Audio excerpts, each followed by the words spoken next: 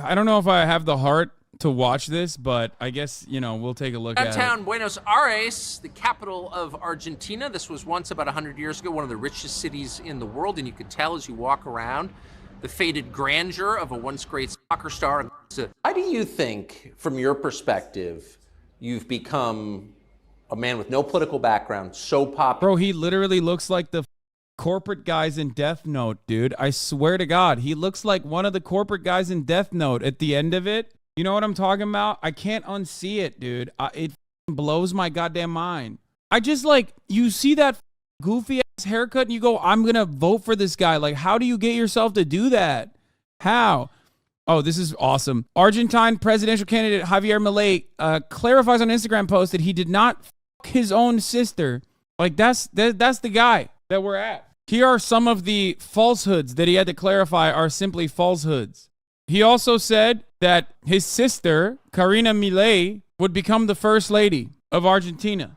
Milei literally said, and I quote, "The state is a horny pedophile in front of a kindergarten full of tied up, lubricated children." I'm not even kidding. Dude, I can't tell. I literally cannot tell if people that talk about what Milei has said are memeing and saying unhinged shit, or if he actually said those unhinged things. Because honestly, first, he looks like this. So he looks like the type of person who would say that. And two, not only is he a sister, allegedly, but also he has said a bunch of unhinged shit, and he's an ANCAP. He's a libertarian. So, libertarians love trafficking and pedophilia hypotheticals. This is the face of a man who gets it between the eyes and bleeds out on the gutter in the streets of Marseille at the end of a Jean-Paul Belmondo, Lino Ventura 70s gritty French cop picture called Le Pistolet est à moi, la balle est à vous. This is the most insane thing that 11,000 people like. Argentina just elected a new president who says he met his first dog while he was a gladiator in Rome 2,000 years ago, and that he now communicates with his 5 clone dogs through a mystic. Oh, and he also wants to legalize the organ trade, amongst lots of perfectly sane ideas. He has been asked if he would make a market for babies, because he draws a lot of inspiration from Rothbard, who did say that there should be an efficient market, like a free market for babies, literally children. And he said, maybe, right? Or did he say, I'll consider it? When asked the question, would you like to create a marketplace for babies? I believe he said something along the lines of I'll consider it, or it depends. Oh yeah, he said it depends. Sorry, I didn't want to misquote him. He said it depends. He says he can speak to the dead. He oftentimes talks about how he hallucinates. Here, far-right extremist Javier Milei won Argentina's presidential election. He wants to legalize the sale of children and human organs, abolish public health care, education, and transportation, abandon monetary sovereignty, and adopt the U.S. dollar. He says his dead dog Kona speaks to him from the afterlife and advises him on economic policy.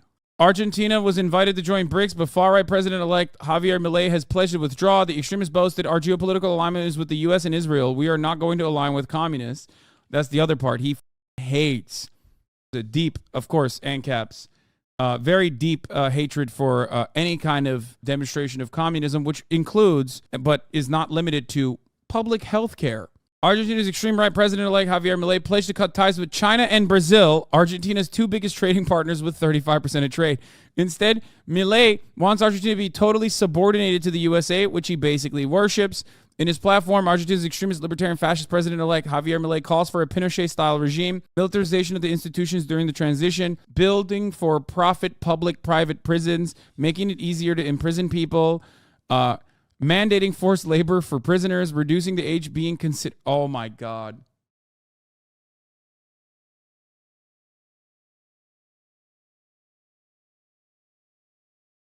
Well, there it is.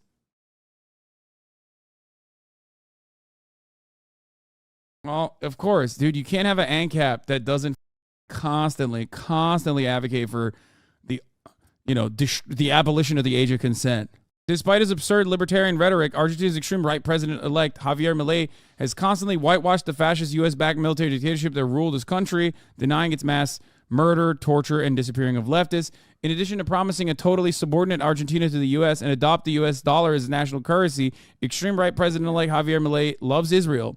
Milei recently waved an Israeli flag at a rally. He sees Israel's far-right apartheid regime as a model. A model for what? I don't know. Responding to a far-right president-elect Javier Milei's plan to adopt the U.S. dollar as Argentina's currency to fight inflation, renowned development economist Ha Jun-chan said this is insane, warning dollarization would make Argentina a U.S. colony. I don't want to defend the piece of shit, but he means to lower the age at which you can go to prison. Not that it's much better, to be honest. Oh, sorry. He doesn't mean lower the age of consent. He means like lower the age of what is declared a minor, obviously, which would also lower the age of consent, but maybe the way he's presenting it is so that you can put children in prison so you can have child labor in prison child labor. Here's a video clip in which Argentina's extreme right president-elect Javier Milei proposed creating a free market of adoptions. That is his euphemistic way of calling to make it legal to sell human children on the free market, which is Rothbard. Like, he is following the ANCAP principles. Many Argentine news outlets reported on far-right President-elect Javier Milei proposing a free market of babies. He wants to legalize abortion and says he wants to illegalize abortion and says selling kids is a solution. Milei is a follower of extreme right anarcho-capitalist Murray Rothbard, who proposed this. There you go. This is true. This was a real proposal. And he is following through on it, which is insane, but also kind of funny. But I don't know what else to say about it other than the fact that, holy shit, the people voted for this guy. An ideological hero of Argentina's far-right president-elect Javier Milei is U.S. anarcho-capitalist Murray Rothbard. While proposing a flourishing free market in children, Rothbard also opposed civil rights, promoted racist race science, and supported KKK leader David Duke. Rothbard wanted a libertarian police state, writing, "Cops must be unleashed and allowed to administer instant punishment on poor people, but not on rich white-collar criminals and inside traders." Slash taxes. All taxes, sales, business, property, etc., but especially the most oppressive and politically and personally, the income tax. We must work towards the repeal of the income tax and abolition of the IRS. Slash welfare. Get rid of the underclass rule by abolishing the welfare system, or short of abolition, severely cutting and restricting it. Number 3, abolish racial group or group privileges. Abolish affirmative action, set aside racial quotas, etc., and point out that the root of such quotas is the entire civil rights structure, which tramples on the property rights of every American. Number 4. Meanwhile, well, folks, good news from Argentina's new president is just spectacular. Of course, Ben Shapiro made an article slobbering on this dude's knob, dude. Oh my God, of course.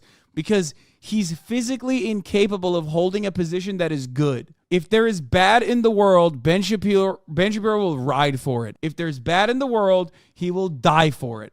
Argentina. Cool things happening there. Last night, Argentina shocked the world by electing a libertarian outsider named Javier Milei.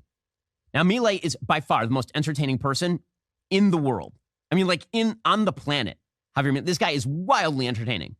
Not only because he happens to be extremely conservative. And we say he's libertarian, not an abortion he ain't. He is a full-scale proponent of the pro-life position, for example. He also does not happen to be particularly libertarian on certain forms of drug use, for example. So the description of him as a libertarian is not quite right. He's actually just a classical liberal with very conservative undertones in terms of religion and the importance of culture. He's just a fascist, which is why Ben is glazing him up like he's a Benihana onion tower getting sprayed with oil, ready to create a volcano. Another debt restructuring. That could still be some way off. The IMF has effectively barred Argentina from accessing international markets while the country pays back its debts. Argentina owns Washington, D.C.-based lender some $44 billion following a historic bailout in 2018. Kristalina Georgieva, the fund's managing director, congratulated Milei on his election victory Monday. There you go. We look forward to working closely with him and his administration in the period ahead to develop and implement a strong plan to safeguard macroeconomic stability and strengthen inclusive growth for Argentinians, she wrote on X, the platform formerly known as Twitter. Milei will need all the help he can get. The World Bank expects the Argentine economy to contract by 2.5% in 2023, owing in part to a devastating drought that is estimated to have cost $20 billion in lost agricultural exports. What's more, Jackson of Capital Economics expects the IMF to shift away from its recent leniency towards Argentina. It's not clear if a debt restructuring will be demanded at this point, but we are moving in that direction, he said. What that means for Argentina, for those of you who are trying to understand it in good terms, or in easy terms to understand, is they're going to say, no more free college, no more free health care. We're coming in and we're cutting everything. Argentinians took to the street of Buenos Aires on a wet afternoon to show their anger at a worsening crisis caused by economic policies imposed on them by the International Monetary Fund. The IMF, known in the Spanish-speaking world as FME, and the World Bank have a rich history of turning poor Global South nations into loan addicts.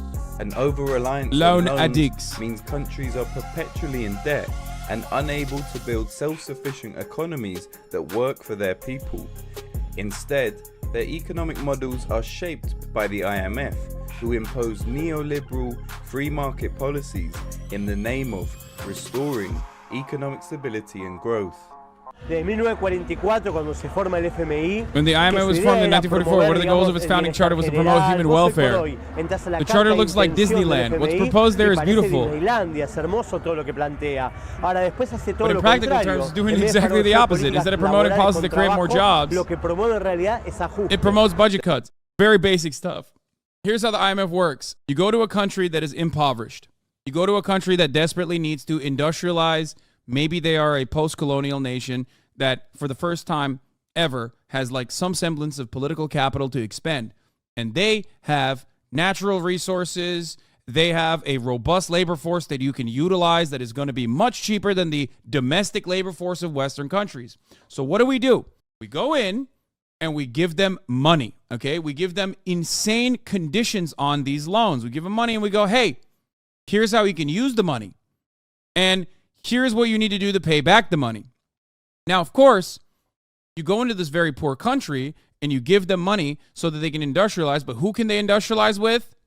Well, they have to industrialize by utilizing Western nations because, one, they are usually the only countries that do actually have the techniques and the technology and the know-how of rapid industrialization. So you, in some instances, literally have to work with them. Western companies, that is. And also, in other circumstances, like they might literally tell you, no, you have to work with them, depending on what the conditions look like.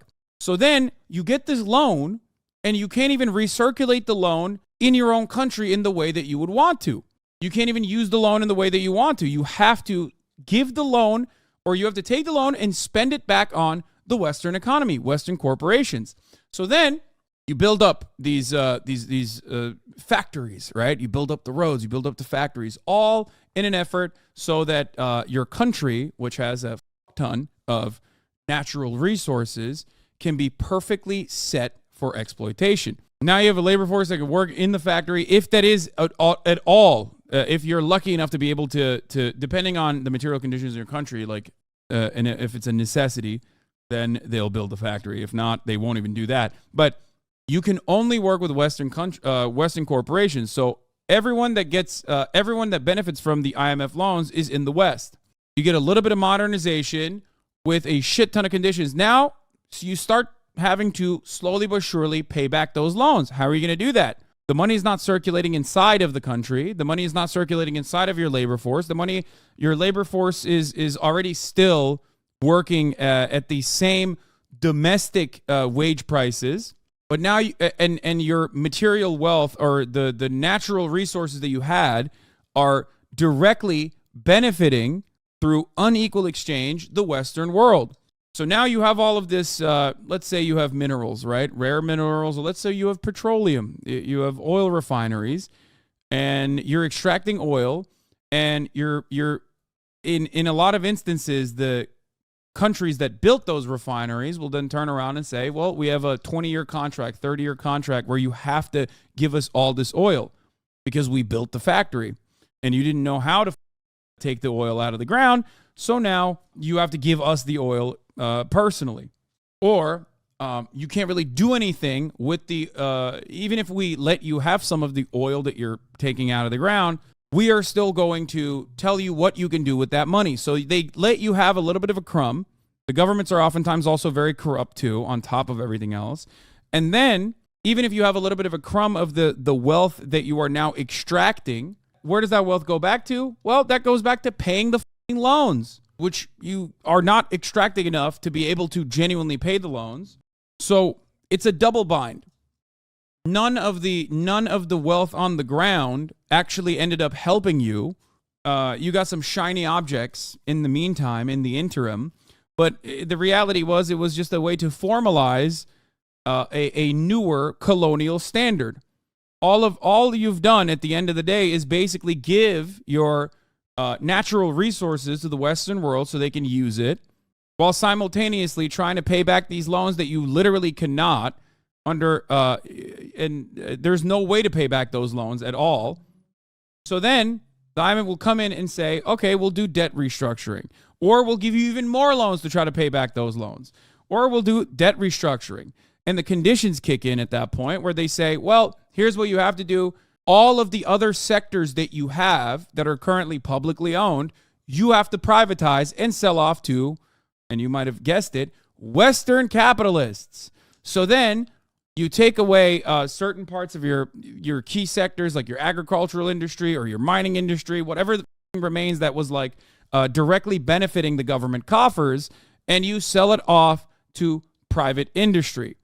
All the while, the Western forces force you to implement austerity measures, which of course means no more welfare, no more social safety nets, no more government spending on domestic policy.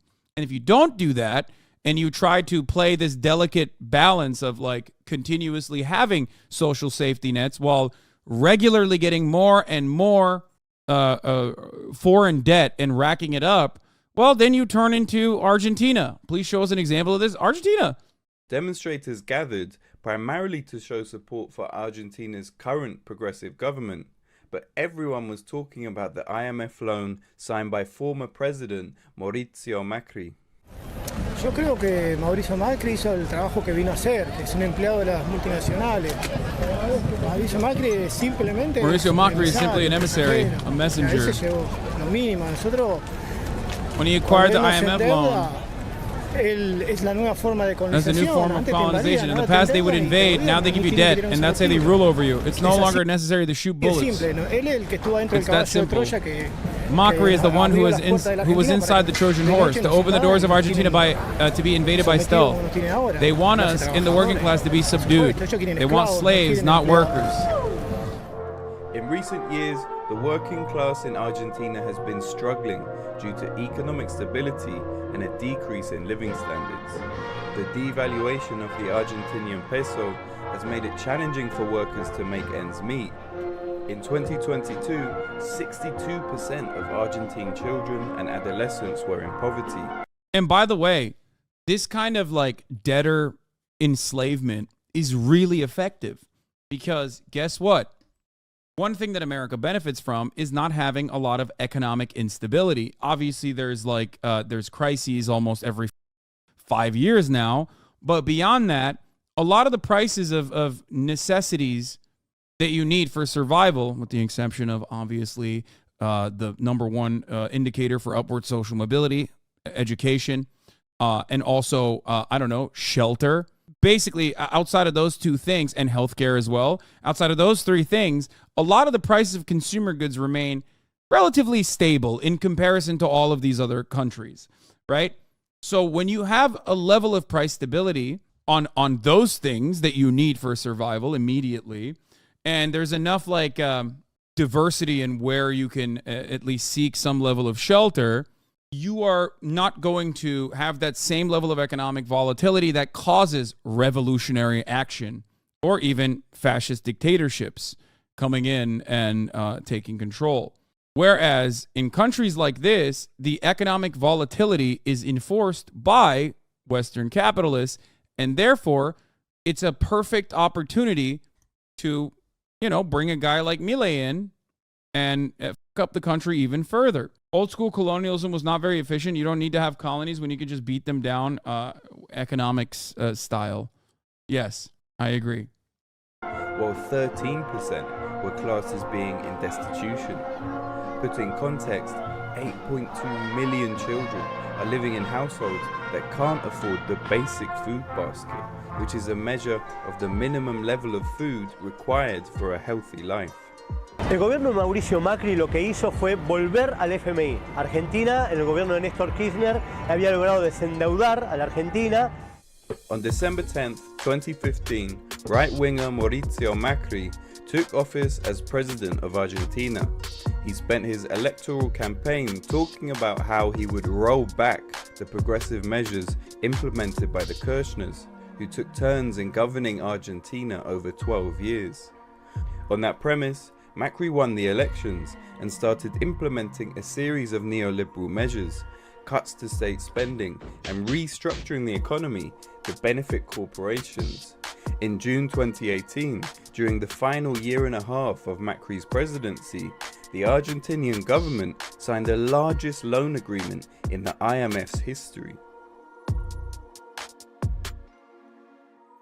Mauricio Macri, con la idea de insertar a Argentina en el mundo nuevamente, lo que hizo fue insertarla en las políticas económicas que dictaminaba el FMI. El FMI te presta plata si vos The IMF lends you money if you accept certain types of demands, que tenía que ver con achicamiento such del as shrinking Estado, the state, con reducing ajuste en el spending, bolsillo y en el and déficit accepting fiscal fiscal. deficit Y en ese adjustments. momento Argentina de estar And totalmente at that time, Argentina went from being totally out of debt to taking out on a debt of $57 billion. Ese fue el último. And that was just one of the more recent ones. Previously, there were other loans from the time when Macri rejoined the Y IMF. obviamente volvió a tener una And obviously, the IMF had an office in the oficina Argentinian del Central Banco Bank. Central en el FMI. Es decir, monitoreaba desde la casa. That is, the IMF was stationed in a place that governs Argentina's monetary policy. I think it's good to watch like maybe something like a short summarization of Confessions of an Economic Hitman. There's a 9-hour audiobook of this book as well from John Perkins. There's also another documentary, like a short documentary. Maybe we can watch that. That will help you develop a better understanding of how we saddle poor countries with debt and then we exploit them. Central que rige la política monetaria de la Argentina empezó a registrar Started monitoring and supervising how the Argentine economy was cómo se developing. desarrollaba la economía argentina. Nada se hacía sin la autorización del Nothing was done without the FMI, IMF con lo cual sí fue authorization, which was determinante. determining factor in today's crisis.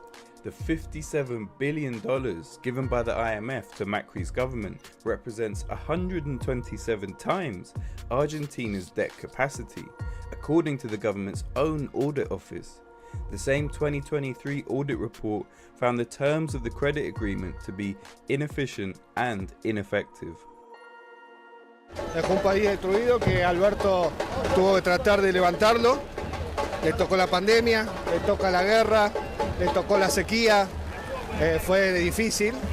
Y bueno, y tomar una deuda a nada de salir del gobierno, que era para sacarla afuera y para financiar su campaña, y a la clase, ni siquiera a la clase baja, a la clase media la destruye también. O esto afecta a todos. Primero, vos me preguntás cómo se usó. El 30%. What would happen if a government refused to pay off loans like a revolutionary government? Well, there's a couple different things that can happen, but if you don't pay off the loans, you'll be shut off from the entire global marketplace. And in a country where your agricultural exports are very important, you're cooked. Yeah, they'll come and they'll repo your possessions that they say they've built, or they'll asset strip you. So there are different ways in which this has happened in the past. You can also have a democratic election where the government decides to move in that direction, or you can even have a violent revolution. And you'll either go the way of Cuba if you're lucky, or the way of Venezuela if you're not lucky, especially if you do not have any opportunity to diversify your industries, like diversify your economy. And it's hyper reliant on one type of key export in extraction. It's shit all around. Yeah, here, Lebanon defaulted on its 1.2 billion. Anyway, let's continue. De ese crédito total. What if a country defaults on its loans and then fakes its death? Would that get the heat off of it? Yeah, that's what you got to do. Se usó para fuga de divisas. 13.000 millones de pesos, no de dólares, pero de pesos, se usaron para pagar al FMI en cantidad de conceptos de intereses, en temas administrativos, asesoramiento. Y de esa plata, una parte importante ya se lo cobraban en comisiones, ¿sí? Ya de entrada.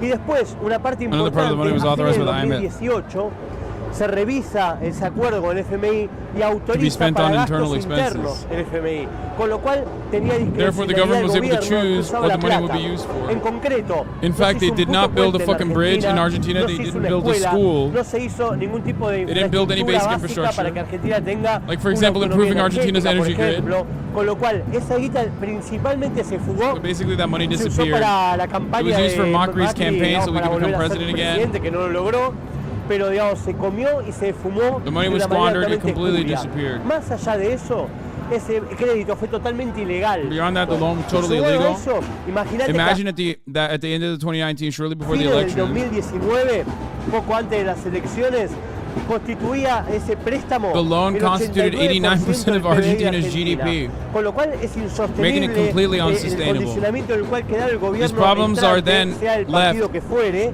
to the porque incoming era muy government difícil sostener because una it would be política very difficult to pública sustain a public con un policy that represents 89% 89% of the public debt. de deuda, ¿no? Así que nada, no se usó para nada de lo que tiene que usarse un crédito del FMI, ¿no?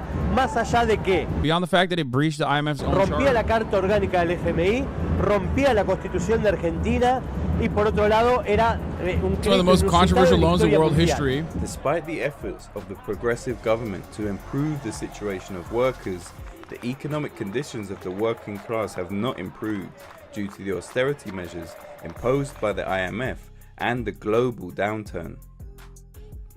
Although many workers face real difficulties in terms of spiraling living costs, they persist in coming together and demanding improved working conditions. Se sufre una baja del poder adquisitivo, cada vez se puede adquirir menos cosas. Dude, this Argentina stuff is so boring. Oh man, enough of this. No, I don't want to care. This is why your account created and your following date is the same day, because you come in here and you fucking chirp, and then I ban you, so you have to make a new sock account and chirp again, and then you get fucking banned again. Cosas básicas como la canasta básica, ¿no? El azúcar, el aceite, y con eso uno vive, y eso nos afecta también a nosotros, por ejemplo, a los jóvenes, principalmente por el hecho de que leo mucho también la pérdida, la baja posibilidad de adquirir una vivienda, una propiedad. Entonces eso afecta a los trabajadores. En el día a día, en el comprar las cosas, en no llegar a fin de mes, en tener que tener varios trabajos. Don't worry, I'm gonna get to the dessert in a second, because there's a lot of fun stuff to talk about with respect to Milei.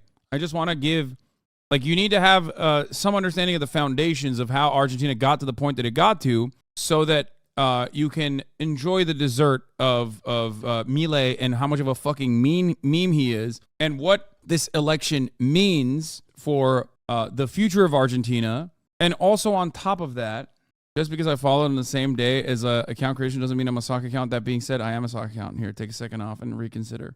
Bajos, en esa situación hoy está la clase trabajadora. Y no, nos dejó un gran peso que todavía hasta el día de hoy lo seguimos padeciendo. Y lo vamos a seguir padeciendo por más de 100 años. In this struggle, organized labor has been demanding improved wages, benefits, and working conditions to alleviate growing insecurity. The unions are also at the forefront of resisting austerity measures and anti-worker policies. The fight for economic justice in Argentina is ongoing, but the perseverance and dedication of the working class provides optimism for a brighter tomorrow. La militancia es estar en la calle, es exigir, es estar atenta a qué necesitan los compañeros, a pedir y a exigir a los dirigentes, que son, en este caso, nosotros militamos para que Alberto y Cristina estén en el gobierno, entonces exigirle bueno, sobre todo a Alberto, que ahora nosotros estamos exigiendo una suma fija para equiparar salarios, estamos en esa disputa hoy. Claro, es eso, ¿no? Que los salarios de los trabajadores estén por encima de la canasta básica. Hoy eso no está equiparado.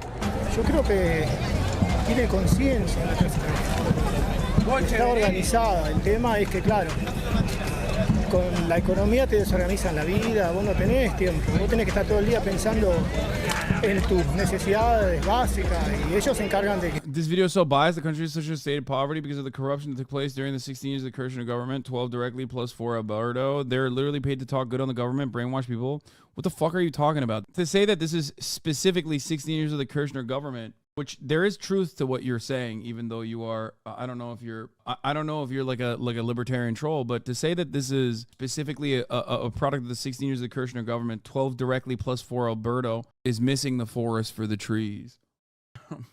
Then you followed it up with, they literally paid to talk good on the government, brainwash people.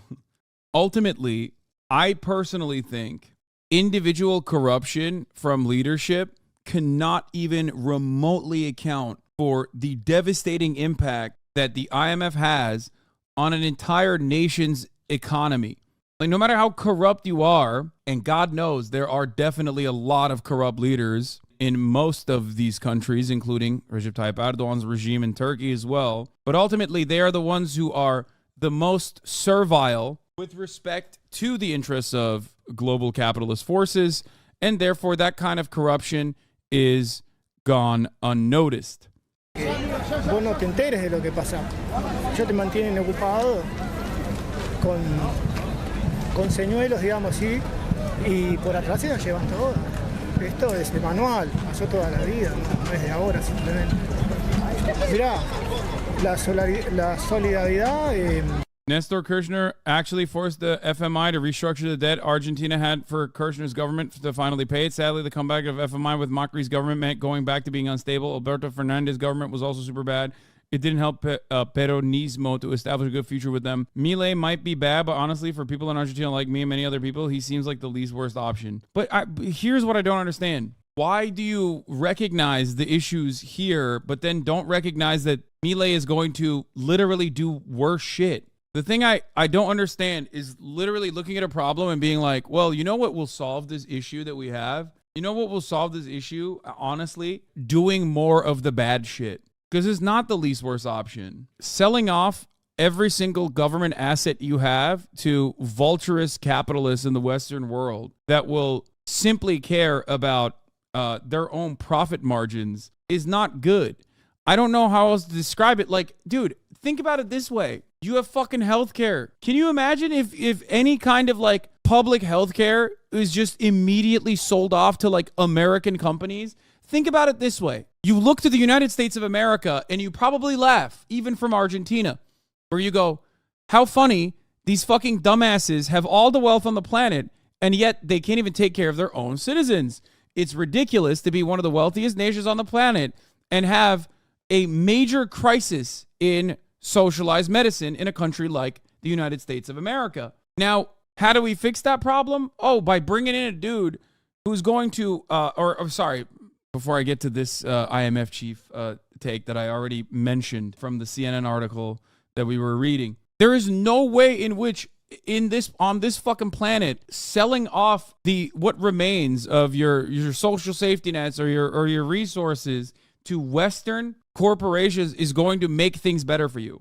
I get what you mean. I didn't want Milei to win, but it's the only one that actually proposed ideas, and I think that's what made. And being honest, where everyone here doesn't think that he will remove any public health care. Okay, but it's not just public health care. It's the one aspect that I mentioned, and he will absolutely do that, by the way. He will do anything and everything that the IMF wants him to do. The reason why I mentioned public health care is because many people are silly and get too comfortable thinking popular public amenities will never go away. That's not the case, especially if you voted in a guy who said, I'm going to kill every fucking every government. Like, I'm going to blow up the government. I'm going to blow up the central bank. He doesn't mean what he says is insane. No, it's not insane. It's unfortunately something that I hear all the time from Republicans in the United States of America, and even fucking Democrats too, to a certain degree. People do not believe that reactionary politicians will be so bad. Sometimes it's much, much slower, like the NHS in the UK. Crippled over austerity measures being implemented slowly but surely by Tory governments, back-to-back Tory governments over the course of 15 fucking years or even longer, ultimately until it comes to a breaking point where people go, what the fuck? I can't get my goddamn health care. What good is this to me? And then they think, well, I guess we should privatize certain aspects of this. And that's precisely what's happening. It happened with public transportation in the UK, and it will happen with the NHS as well, even though it's broadly popular and people would never, in one singular force, in one singular blow, destroy the NHS. It doesn't happen overnight. Meanwhile, the guy that they voted for in Argentina is the type of dude who says, no, I'm going to do it overnight. This is one of the major issues of capitalism and social democracy. Yeah, here, I've heard, it's so funny. It's capitalists, hyper-capitalists do the same shit. It's not an option. Please, Chatter, he will remove it, he said. Libertarians say he won't because he said he'll establish a voucher system, but his ultimate goal is to remove it as he is an anarcho-capitalist. Exactly. He will remove it. And if you voted for a fucking anarcho-capitalist who, like, is a clown ass, too, on top of that, and you think he won't remove it, you just voted for a guy who will. Your principles and your fears and, I guess, like, your confidence in this government is unfounded. I do think he means what he says. I've been arguing about that with a lot of people many times. What I mean is that Peronismo, neither USR will let him do the things that he proposes about the IMF doing whatever they want to the country. It's already been happening. I'm not saying that Milei is a good choice. I'm saying that Milei is as horrible as Massa. The idea that, like, there's an opposition government that will stop him is also unfounded. When there's a will, there's a way. And if the exact same fucking government and leaders in the previous governments literally also had no choice but to make deals with the IMF, why the fuck would they actually get in the way of this guy continuing on with even worse austerity measures? Why are you ignoring the fact that he has no majority in Congress? I'm going to get to it. Hold on. I'm going to get to that part. Do not worry. That is actually a very important part. I briefly brought it up in the beginning of this conversation, but I haven't gotten back to that yet, but I will talk about that in a brief moment. I just wanted to give some more fundamentals in the background as to, like, how Argentina got to the place that American chatters are completely oblivious to. And then we're going to talk about what it means that he has a no majority in Congress and an opposition, but it doesn't matter. Here's why it doesn't matter, and I'll tell you by using American examples in a second. Yo creo que a veces los une la miseria y el espanto a los trabajadores. Por más que estemos una punta a la otra ideológicamente, cuando llega el enemigo es uno. Si vos no sabés cuál es tu enemigo, quién es el lobo que te viene a devorar, estás en problemas. O sea, el obrero, si no tiene conciencia de que hay gente, poca gente, a nivel mundial también, que concentra las riquezas y que el resto somos todos simplemente una pieza de una maquinaria que se cambia y se tira. Si no entendemos eso, más allá de las ideologías, estamos en problemas todos. Si no sabemos reconocer quiénes son nuestros enemigos, estamos en problemas. Y eso es lo que se encargan todos los días de estupidizarnos, ¿viste? De hacernos enfrentar entre nosotros, pero en realidad nos van a devorar uno a uno igual. Así que o nos juntamos o nos juntamos y nos defendemos o empezamos a perder. Así es. All right. Anyway, we already covered the debt restructuring that might happen with the IMF. Here's my assumption. And I am admittedly not the most well-read on Argentina. I just know some of the basics.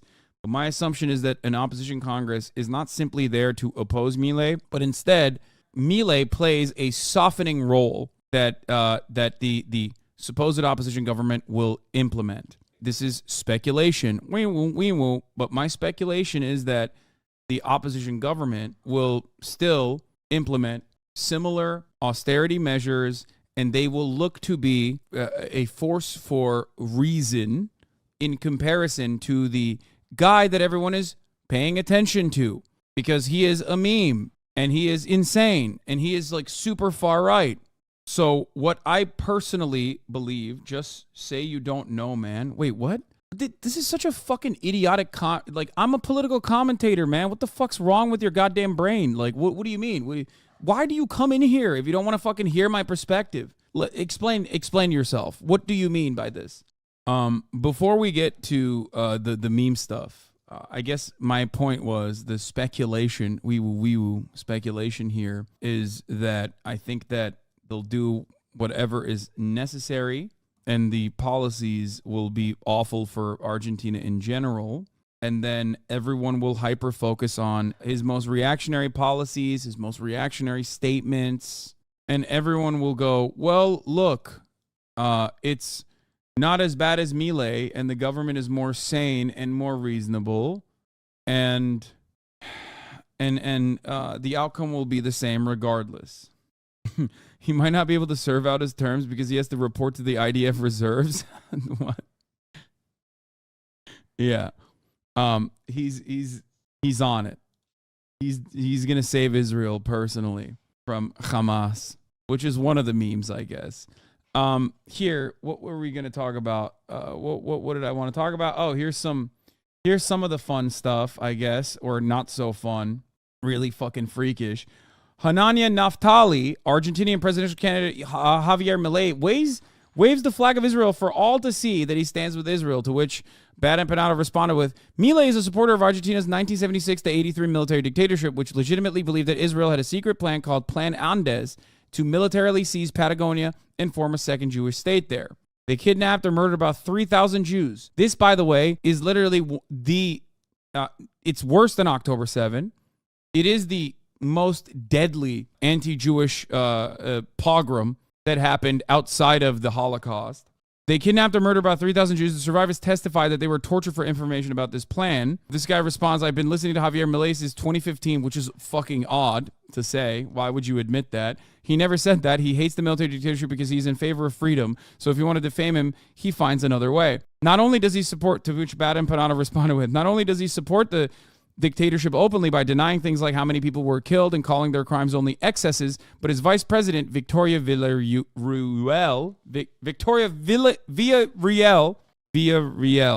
I'm going to be so bad at saying these names, not even close. I know, shut the fuck up. Is a leader among those pro-dictatorship movement. She advocates for human rights violators to be freed and was a noted friend of dictator Jorge Rafael Videla and police chief Miguel Echecolatz. Roll your goddamn R's, dog. Visha Ruel. Oh, Via Ruel. Is that how you say it? I don't fucking know. I know how to roll my goddamn R's, bitch. We roll our R's in Turkish too. I just don't know how to read it. Rrr. All right. Both of whom were condemned to life in prison for mass murders. Milei denies 30,000 missing people under the Argentine dictatorship. Here it is. Villarreal's name was found in the notebook that Echecolatz used to prepare his defense in the trial in which he was found guilty of dozens of murders. He and his allies later disappeared and murdered a witness at one of his other trials. Let's do this last thing. What is an economic hitman? Decoded. And then we will talk about... Who are the economic hitmen? Are they putting insolvent countries in huge debt in order to control them and profit from their resources? The rich were getting rich, but the poor were getting poorer. I think what's important is that it absolutely happened and it benefited a small group of rich people in the global north. That it's important for people to understand. This is a systemic problem. This is like a movified magic, Hollywood magic version of Confessions of an Economic Hitman, I think. Crashed into one of the towers. The fuck? President Kennedy crashed into one of the Twin Towers?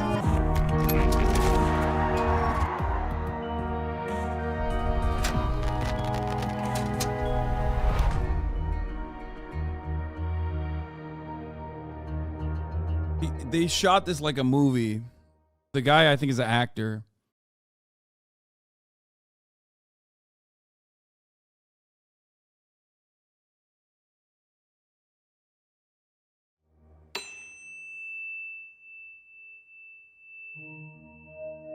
Money was being diverted from health care, education, to pay off the loans. There were a lot of people that did benefit from these crises. Everything has been done to keep this game going.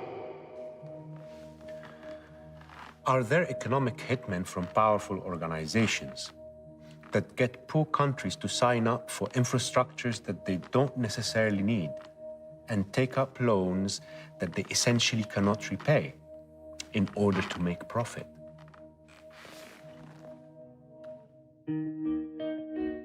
After I studied economics, I worked as a stock trader. I traded stocks and bonds for a few years. I would read company research and study the price movement in the market.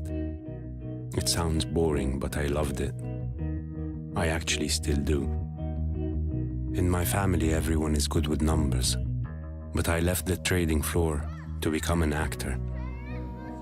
And because of my previous job in the market, I came across a book titled Confessions of an Economic Hitman by John Perkins, and I was shocked. These people were not discussing buying and selling stocks or companies. It is actually about buying and selling entire economies.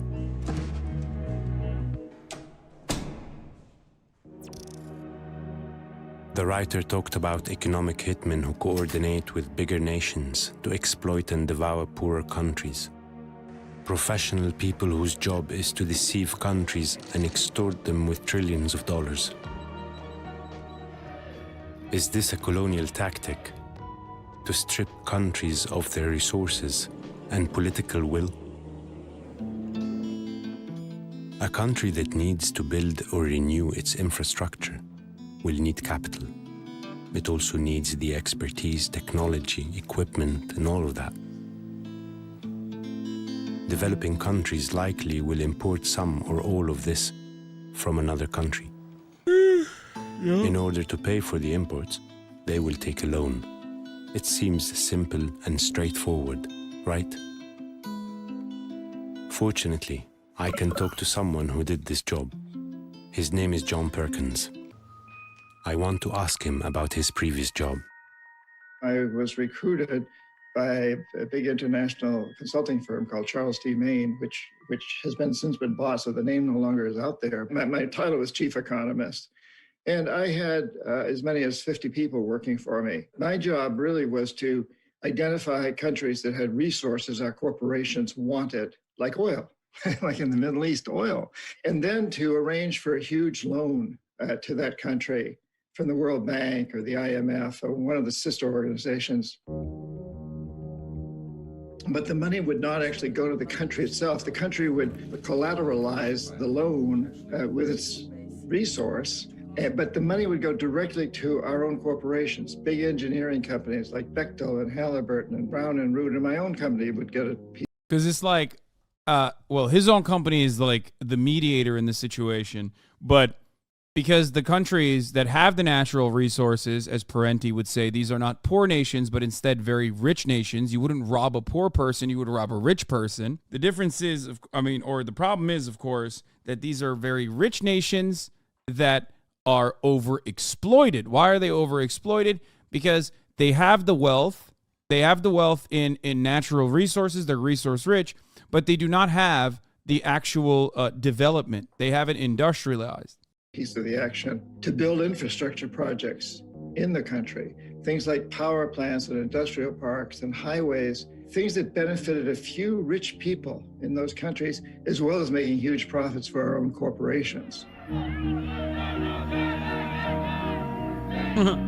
a long time, I thought I was doing the right thing, as many people in that business do.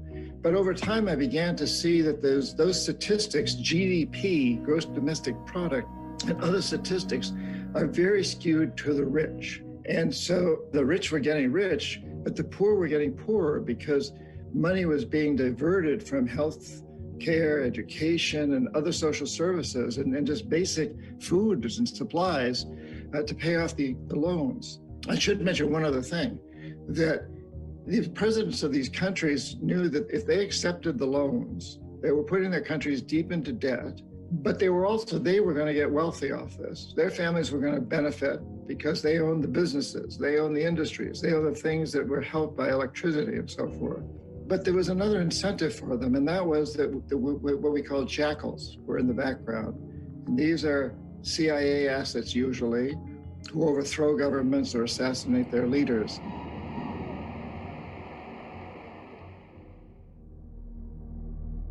John Perkins is not the only one that spoke about this. Many others say that developing countries which are in heavy debt may go through coups and assassinations as a result of not wanting to play by these rules. For those of you who are wondering, because you asked me, like, so what happens, when you don't pay? And they say that these institutions and companies that lend countries have thousands of employees, and some jobs there are to manufacture and manage such crises. I reached Vincent Bevins, author of The Jakarta Method, a book which discusses the American intervention and collusion during the mass killings of Indonesians by their government in the 60s. I am sure he has something to say about this. Hi, Vincent. Are there figures like economic hitmen, really?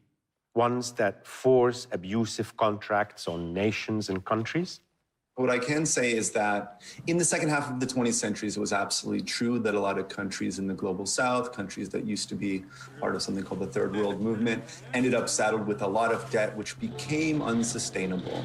And the fact that they were saddled with debt and the fact that the debt became unsustainable has a lot to do with institutions and actors based in the global north. So are these institutions and actors from the north economic hitmen? Who is benefiting from this?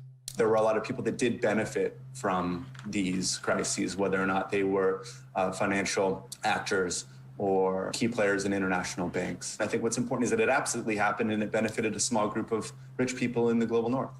And do you think that these practices are still in place today?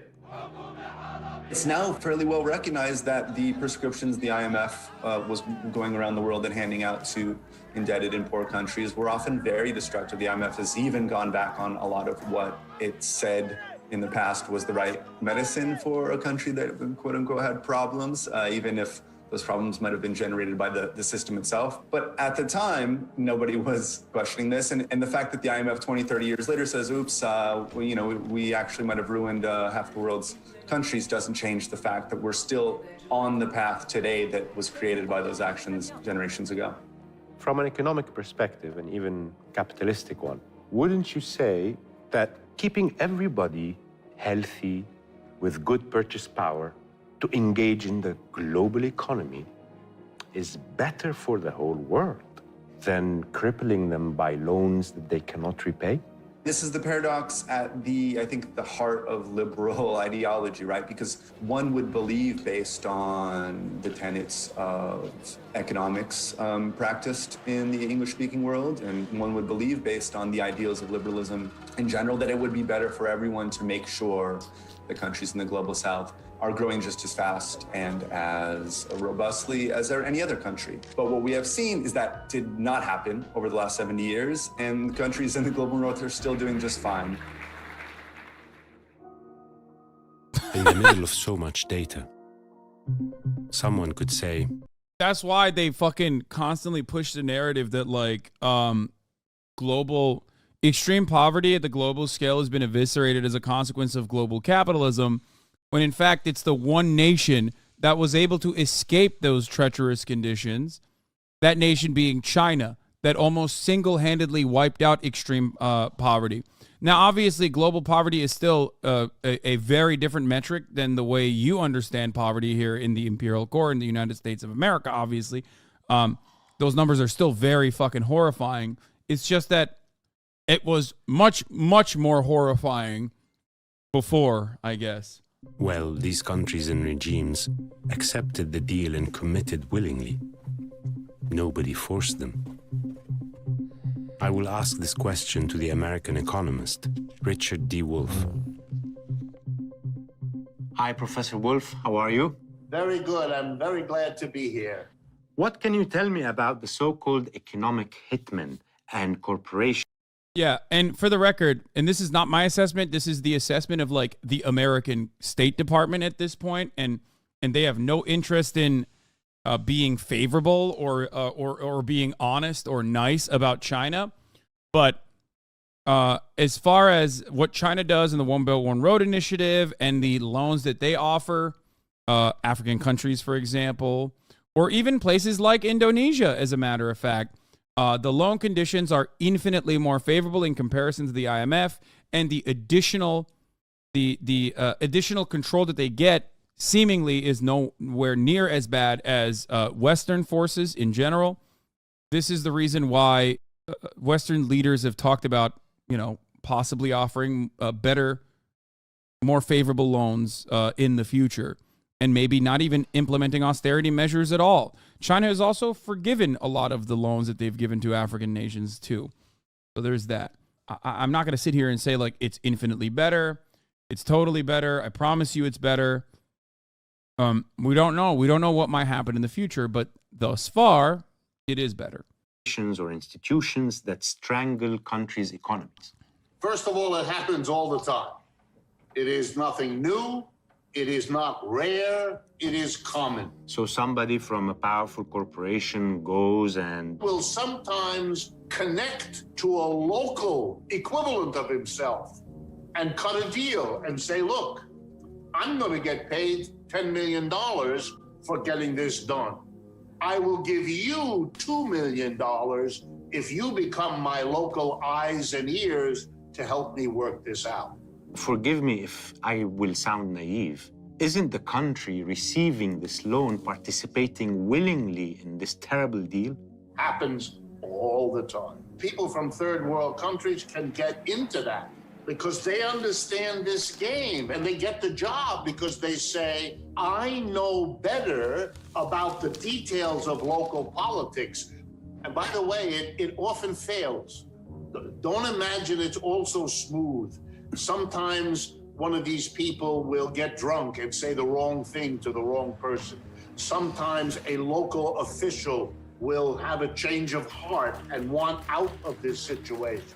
Sometimes people who take a portion then get blackmailed by somebody else who knows they did that, and now they have to get out of that. International credit is a very complicated, sneaky, personal business that can have all the different twists and turns that you can imagine. Sometimes we have whistleblowers, people who speak up out of principle. This could change things, actually, right? The only answer I can give you is that everything has been done imaginable to keep this game going. And one of the most important things is that when you get caught, either nothing is done or one or two individuals are punished, but you never change the basic system. And let me be for a moment the advocate of the banker who initiates this. That banker knows that if he can work 3 or 4 big deals, one in Ecuador, one in Mali, and one in Malaysia. Look, from your perspective, if you're staring at the barrel of a goddamn gun, like at the top of the hour, you're going to do whatever you can to avoid the ad break.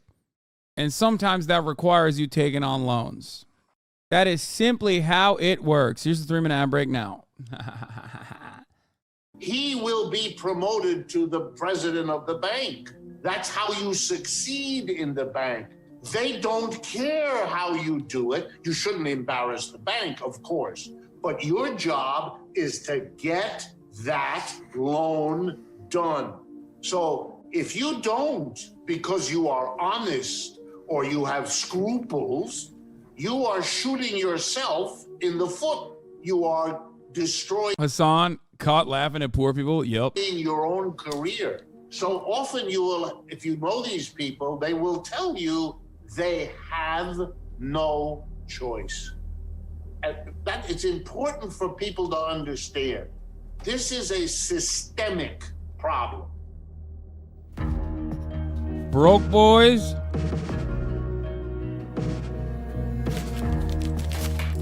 Oh, God.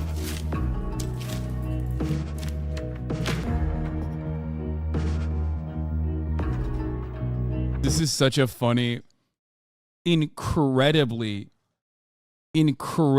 like movie magic ass. Tolomnias and Kanishi, thank you for the 10 and 5 gifted subs. His faith in numbers has been shaken. I mean, he is literally a theater kid. He is literally a theater kid. He is a fucking actor, chat. It doesn't get more theater kid than that.